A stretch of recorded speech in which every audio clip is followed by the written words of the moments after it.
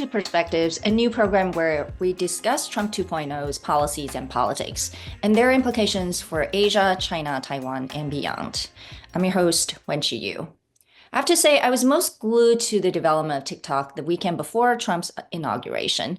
It was like watching a suspense movie where you kind of didn't know where it was headed, but you really want to know what's the end.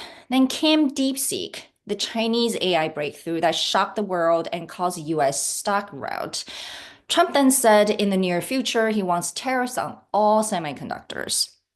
So between investors' concern of the cost of AI advancement, US-China competition for AI leadership, the need for more advanced semiconductor chips to fuel AI development, there's a lot to digest. Let's look at the TikTok drama first. The law to force the sale of TikTok, or the so-called Protecting Americans from Foreign Adversary Controlled Applications Act, would ban social networking services within 270 days if they're determined by the President of the United States and relevant provisions to be a foreign adversary controlled application, with a possible extension of up to 90 days to be granted by the President. This law explicitly applies to ByteDance and its subsidiaries, including TikTok and a number of others. So after a failed attempt for the Supreme Court to intervene and the law went into effect on January 19th, TikTok decided to shut down its service in the evening of the 18th, which was totally unnecessary. And its shutdown message, it says, a law banning TikTok has been enacted in the US. Unfortunately, this means you can't use TikTok for now. We're fortunate that President Trump has indicated that he will work with us on a solution to reinstate TikTok once he takes office. Please stay tuned. Know that they specifically mentioned President Trump. Then the following morning, Trump announced on his Truth Social account, which, by the way, he owns Truth Social, that he spoke to China's President Xi Jinping and specifically mentioned TikTok. And immediately after Trump's announcement, TikTok resumed its service with this message to users. Welcome back. Thanks for your patience and support. As a result of President Trump's efforts, TikTok is back in the US and you can continue to create, share, and discover all the things you love on TikTok. Note again, they thanked President Trump specifically. Now, the ball is in Trump's court. We still don't know what's going to happen to this so-called joint venture deal, in Trump's words. Sounds like Elon Musk, Oracle, and some, other Trump allies might be interested in making this deal work. Then came the shocking news of a Chinese AI breakthrough, DeepSeek, which according to many is as good as ChatGPT-4 and was built in just a few months with only under $6 million US. We have no way of verifying whether that's true or not. And Trump said this should be a wake-up call for America's tech companies.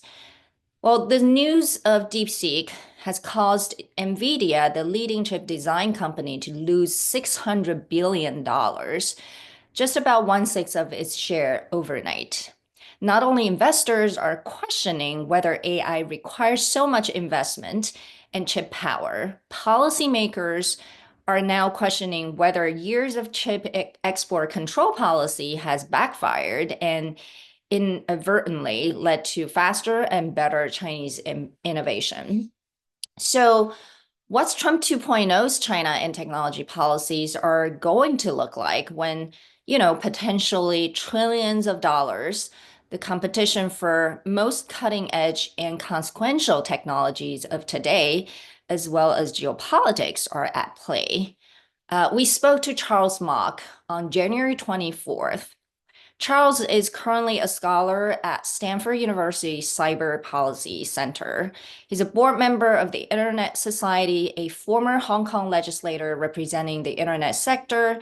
He co-founded HKNet, one of the earliest internet service providers in Hong Kong, which was acquired by NTT Communications. So he's an entrepreneur himself.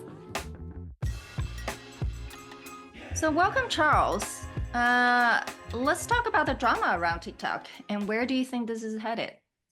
Well, I think these days a lot of people, when they started talking about TikTok and what Trump has been doing about it right before and right after his inauguration, people always refer to the fact that 2019 he actually started. Yeah, Uh, he was the one who started, right. remember? He talked about it as Yeah. a national He, security issue. Yeah, he talked about it, and he didn't just talk about it. He actually issued his own executive orders.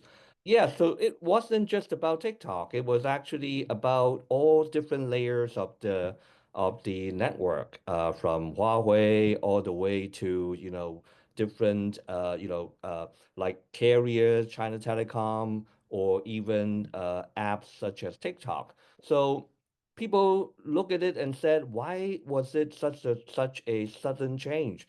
But the way I look at it, wasn't really that sudden. I know, but at the end of the day, what do you think is going to happen, right? Because national Mm. security concern is true, and has bipartisan support in Washington, D.C. before Trump came to the White House. And so, how is he going to balance these two concerns? And do you think Beijing will actually allow the sale of TikTok from ByteDance I to whoever is going to buy it, yeah. Elon Musk? Uh, so it's difficult to guess. But on the other hand, if you think about what he has said now, what the threshold is like instead of a complete sale of TikTok. And then we don't even we even have to go into the details about what does it mean by TikTok. Does it just mean the user base, the operation of the US operation, or the Algorithm. yeah, or does it include the algorithm, right? So that it remains to be a lot of these uh fuzzy areas that we have no idea what, where, and if they are going to come to some sort of compromise. But in addition to that, I mean, you think about all the foreign ownership of TikTok right now, including some of the initial VC ownership in the ByteDance and so on. You would think that actually it may not be that difficult to come up with a total 50% ownership. So it's all question mark. People always focus now, right, on, let's say, is it going to be Elon Musk? Is it going to be somebody else, like, I don't know, like Oracle or somebody coming up to take over? But it could be something that is the deal, if they are going to be able to make a deal in the next 75 days, it's going to be probably a lot more complicated. So, and it may not be that difficult to reach. Yeah, I personally don't think it's going to be that hard because if we're just talking about, majority ownership, I mean, to reach Yeah. 50%, a couple billionaires can help with that. But what does that really mean to the ultimate concern of national security, right? Because that has become repeatedly the main reason why they created the law and they signed into the law. So My worry is exactly that, throughout the conversation the last several weeks, nobody in the Trump administration has been really talking about the national security concern. the most embarrassing and the ridiculous part about this whole conversation around TikTok is that when you have a president who probably doesn't really have a strong belief in any of this, right? Whether it's national security or whatever, privacy, data security. And he comes in, he's the most powerful person, and then he can just change Yeah. the direction of the law, the business deal. And what does that say to uh, the policies moving forward? If we just focus on sort of the tech competition with China, right? There's so much Yeah. concern about China these years, and it has bipartisan support. I want to emphasize that this does have strong bipartisan support in terms of concern about China being stronger and faster and more competitive, whatever it is. Um, but moving forward, what are policymakers gonna do? there's always two views about how the US can be more competitive, can be, can continue to keep the leadership on technology over the rest of the world, right? If you talk to people, the politicians, people in Congress and so on, they would think about it in one way, and then don't forget those people in the technology sector, they think of it in a totally different way. They want to be How do they able think? well, I think they want to be able to have a free hand to continue to, sell to any company, any governments or any countries, including China.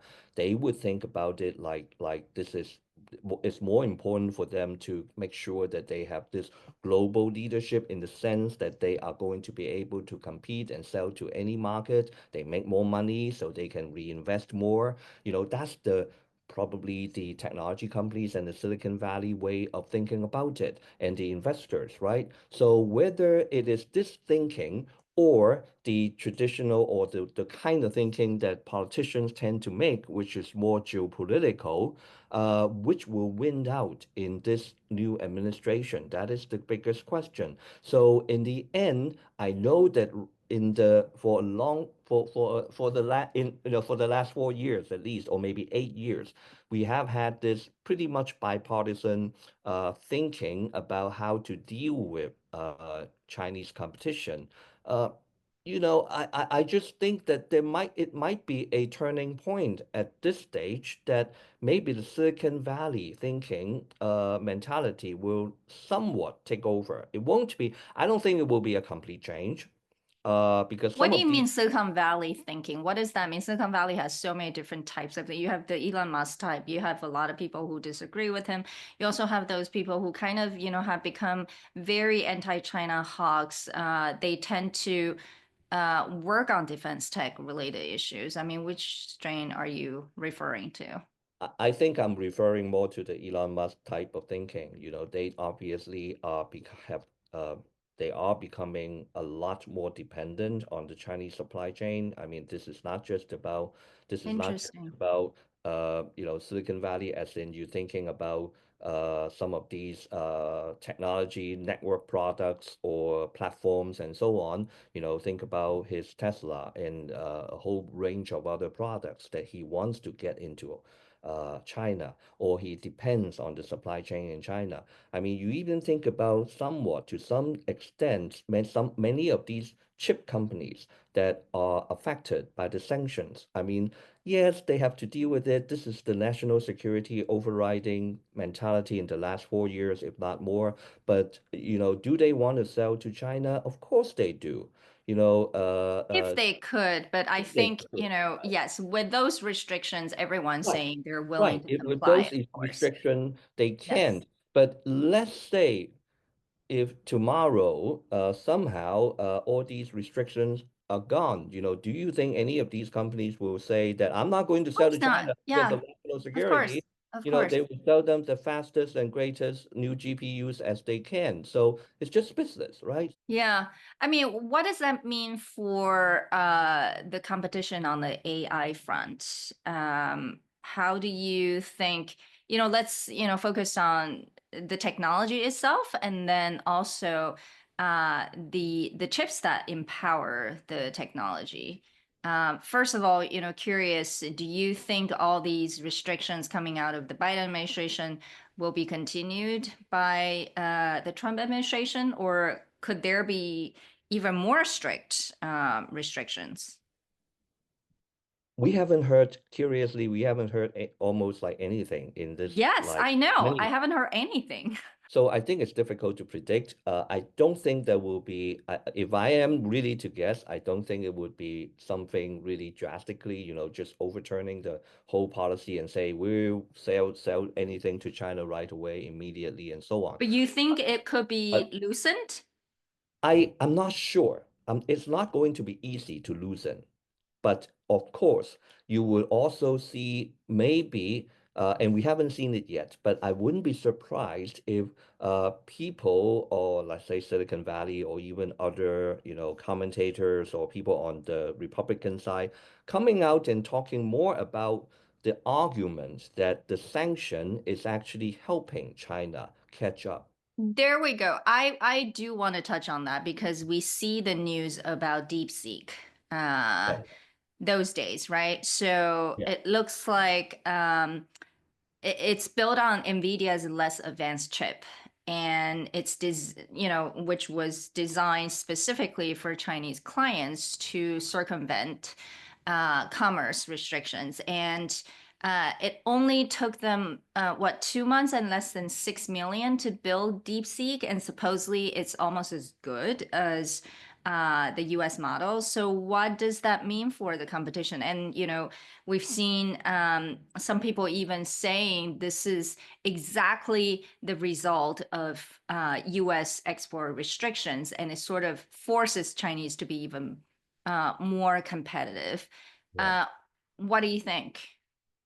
Well, first of all, I think there's a lot of nuance to into that we have to consider when we compare the how good some of these Chinese models are compared to the U.S. technologies. I'm pretty sure that companies like OpenAI or others haven't even let us see what the latest that they have. It's not ChatGPT 4, right? And people keep comparing whatever Chinese models have been able to do with GPT-4 and so on.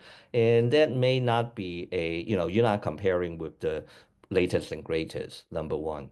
And then yeah, I mean, naturally, if there's this sanction on the highest end of GPU chips, naturally, it hasn't been something new. I mean, China has been doing it for a long time, if not years, maybe even decades, that they have been using, all these brute force type of methods to, string things together and try to achieve the same result industrially and so on. So it isn't something new. I don't think we should be surprised by it.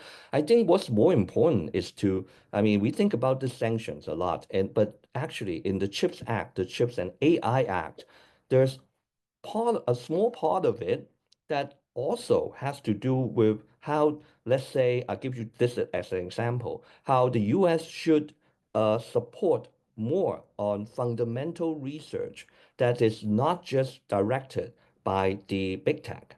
Because there's a substantial part of the AI research community that believe that this is not driving AI or the US development of AI. It is dominated by all these big tech companies and their commercial interest is actually not beneficial in the long run for the for maintaining the leadership and keeping a wider distance over its competitors. And I subscribe to that. I mean, compared to like 10 years or some time ago when you see most of or a lot of these innovations coming out from, let's say, research institutes and academic institutions, right now, I mean, academics would tell you that, we just don't have the GPUs. They're so expensive. They're too expensive. We can test our theories.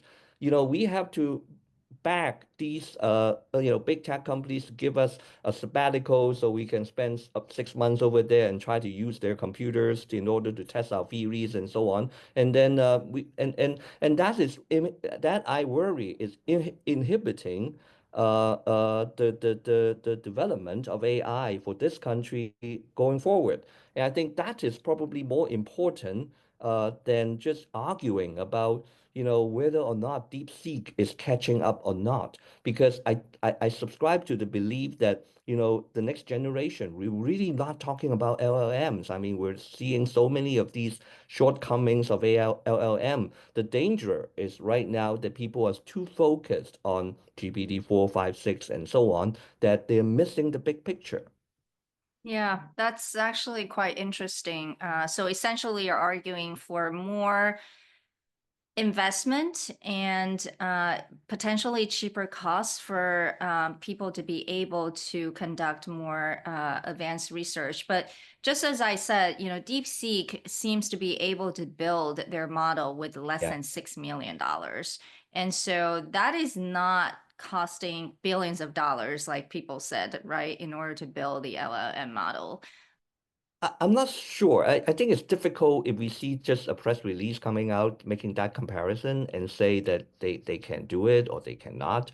I mean, if it is that cheap, then my big first question, so easy and cheap to do it, my big first question is if I'm a shareholder of Microsoft or Google or others, I will say, why are you wasting all this money to It, right? it, So it is possible. It is possible. And I think you touch a really interesting point, which is, do you think it's intentionally released to, from the Chinese side to make people feel like, somehow they're able to do something with a lot well, less? well, I think they need good news, right? They also need some good news to encourage So their you room. do question if it does cost so I'm not, little. yeah, maybe it's Chinese New Year. They want something good news, whatever. But I That's don't a know. I really, mean, really I important really point. don't know. Yeah. But I'm sure that they would want to balance the message with giving people hope, giving the Yeah. industry developers hope. But on the other hand, also, I'm Interesting. not surprised that China It's a later really on good point. time will come out with some other more threatening Yeah. message to try to encourage their players to do better, right? They I'm sure Yeah. that so yeah, take it everything with a grain of salt, I suppose. That's a really good point. Now I do want to ask if you could be running Trump administration's security and technology policies, what would you like to see?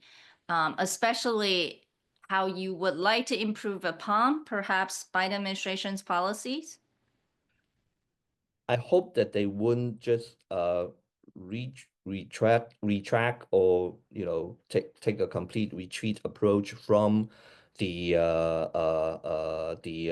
Chip Act, not necessarily just the Chip Act, but the chip sanctions that is currently in place.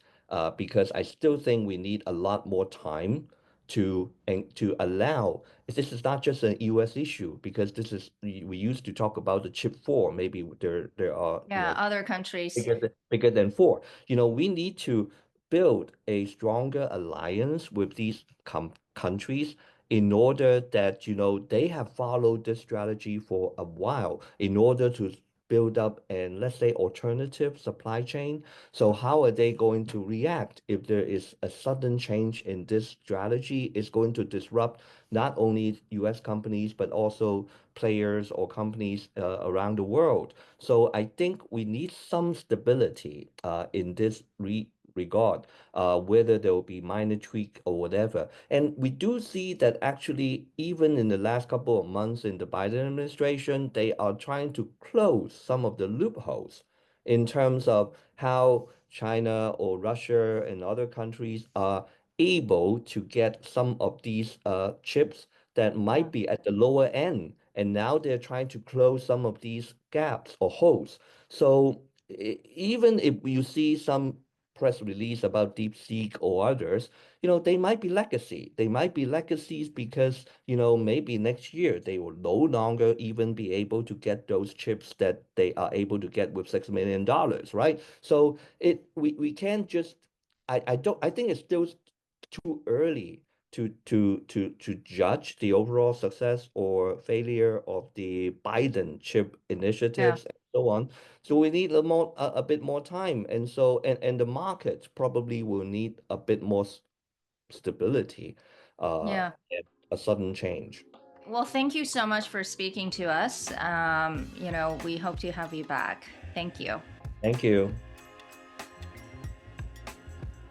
There's so many contradictions in this TikTok drama, which we still await the ending anxiously.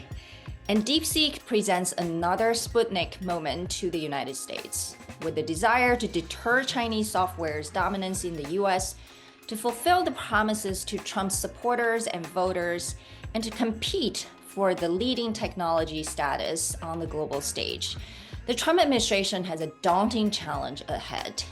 It will take a lot more than continuing and just hardening Biden administration's export control policies. The competitive dynamic between US and China goes beyond the tech sector and will require government backing, policy support, private sector investment, and the whole of society preparedness to create a more competitive system for national advantages in science and technology. America has been the obvious leader for the last few decades, and China is the underdog, but catching up fast. And each country can cause serious harm to the other, whether it's through trade, currency, technology, or military conflicts. And no doubt the rest of the world will be significantly impacted. This is our show, Perspectives with Wenqi Yu, where we discuss Trump 2.0's policies and politics and their implications for Asia, China, Taiwan, and beyond. Thank you for watching and listening to our first episode. We love your feedback. Please subscribe to our YouTube channel and podcast. See you next week.